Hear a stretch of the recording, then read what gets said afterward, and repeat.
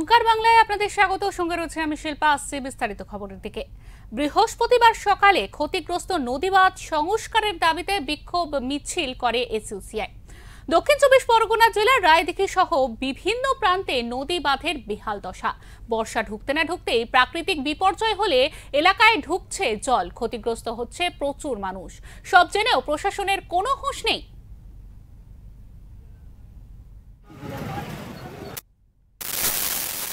সুন্দরবনবাসী প্রতি বছর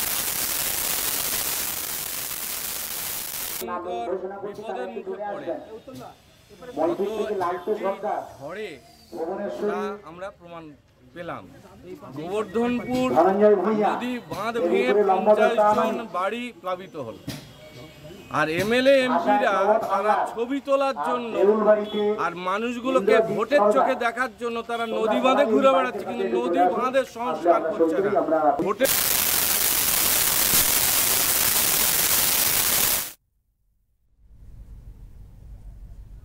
নদী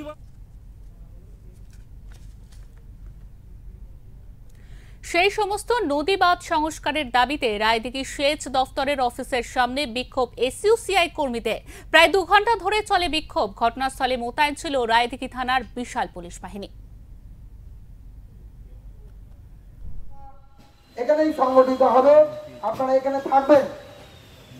বিক্ষোভ সভা এখানেই সংগঠিত হবে, আপনারা এখানে থাকবেন। রায়দিঘি ইরিগেশন ক্যাম্পাসে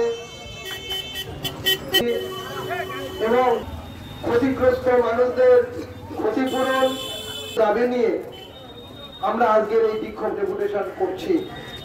রায়দিঘি ইরিগেশন ক্যাম্পাসে এবং ক্ষতিগ্রস্ত মানুষদের ক্ষতিপূরণ দাবি নিয়ে আমরা আজকের এই বিক্ষোভ ডেপুটেশন করছি। রায়দিঘি ইরিগেশন ক্যাম্পাসে নদী বাঁধ সংস্কারের দাবিতে রায়দিঘি সেচ দফতরের তরফে সেখানে অফিসের সামনে এসইউসিআই কর্মীরা বিক্ষোভ দেখায় এবং 2 ঘন্টা ধরে চলে সেই বিক্ষোভ। ঘটনাস্থলে মোতায়েন করা হয়েছিল রায়দিঘি থানার বিশাল পুলিশ বাহিনী। সেই ছবি আপনারা দেখতে পাচ্ছেন ওঙ্কারের পর্দায়।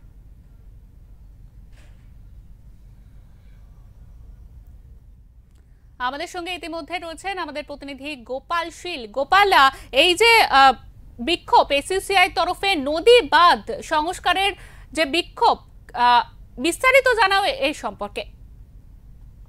দেখো শিল্পা, তোমাকে বলে রাখি, সুন্দরবনের প্রত্যন্ত এলাকা, সমস্ত নদীবহুল এলাকাগুলিতে বর্তমানে বর্ষাকালে নদী বাঁধের যে বেহাল দশা রয়েছে, অর্থাৎ বিশেষ করে পাথর প্রতিমা, গঙ্গাসাগর, কাকদ্বীপ, নামখানা, ঝড়খালি থেকে আরম্ভ করে বিভিন্ন জায়গার নদী বাঁধ, রায়দিঘি বিভিন্ন অবস্থা খারাপ।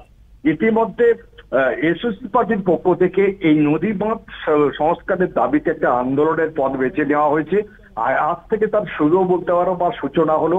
আজকে রায়দিঘি যে এলাকায় তারা সেচ দপ্তরে যা রয়েছে, ইরিগেশন দপ্তর রয়েছে, ইরিগেশন দপ্তরে কয়েক শতাধিক এসইউসিআই কর্মী তারা প্লাকার হাতে তারা বিক্ষোভ করতে থাকে এবং ডেপুটেশন দিতে থাকে।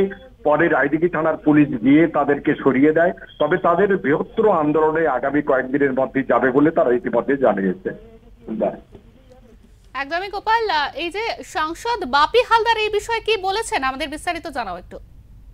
দেখো, বাপি হালদারের সঙ্গে আমরা কথা বলেছি। বাপি হালদার পরিষ্কারই জানিয়ে দিয়েছেন তিনি এইটা নিয়ে লোকসভায় সোচ্চার হয়েছেন, কারণ গাঙ্গেয় সুন্দরবন এলাকায়, এবং তিনি পরিষ্কারই বলেছেন যেহেতু কেন্দ্র সরকার ইতিমধ্যে টাকা দিচ্ছে না, টাকা না দেওয়ার জন্য এই নদী বাঁধগুলো সংস্কার করা সম্ভব হচ্ছে না।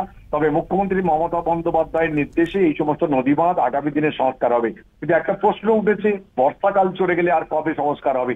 এই বর্ষাকালে তো এলাকা ভেসে গেলে তাহলে এলাকা প্লাবিত হলে মানুষ তো ক্ষতিগ্রস্ত হবে, সে বিষয়ে তিনি দেখভাল করছেন বলে জানিয়েছেন। একদমই ধন্যবাদ গোপাল তোমাকে।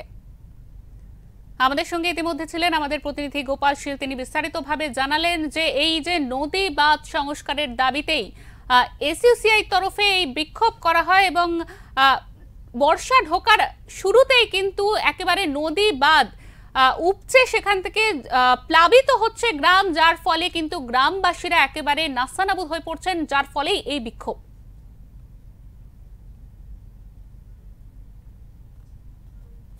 প্রায় 2 ঘন্টা বিক্ষোভ মিছিলের পর রায়দিঘি ইরিগেশন দফতরের এসডিওর কাছে ডেপুটেশন জমা দেয় বিক্ষোভকারীরা। বিক্ষোভকারীদের দাবি, সেচ দফতরের আশ্বাস না পাওয়া পর্যন্ত এই বিক্ষোভ চলবে।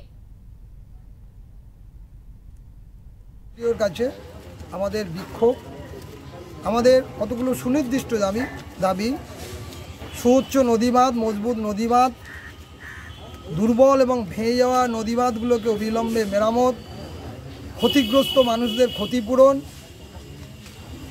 এছাড়া এই বিস্তীর্ণ সুন্দরবন এলাকায় যে অসংখ্য খাল এবং জল নিকাশির যে অব্যবস্থা, এই রায়দিঘি মার্কেটে প্রতি বছর প্রতি কোটালে প্রতি সময় এখানে এই কোটালের সময় এখানে জলে ভরে যায়, কোনো ব্যবস্থা নেই। অথচ এখানে ইরিগেশন ক্যাম্পাস, এই রায়দিঘি থেকেই এমএলএ, এই রায়দিঘি থানার অভ্যন্তরে সাংসদ বাপি হালদার, মন্ত্রীরা, এই সমস্ত জায়গাগুলোতে আজকে সারা সুন্দরবনের একই অবস্থা।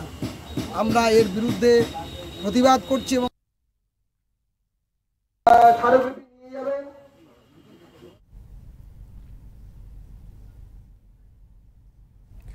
যদিও এই বিষয়ে দফতরের এসডিওর কোনো বিবৃতি পাওয়া যায়নি। এরকমই আরো খবরের জন্য অবশ্যই চোখ রাখুন ওঙ্কার বাংলার পর্দায়।